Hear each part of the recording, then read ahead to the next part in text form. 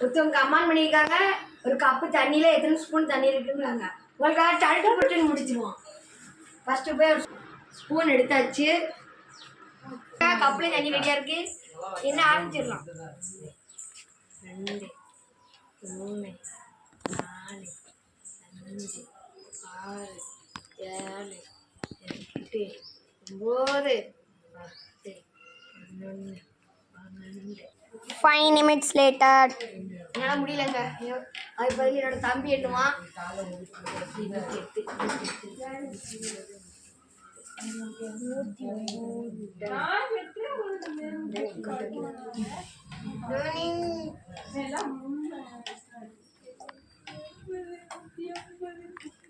220 221 222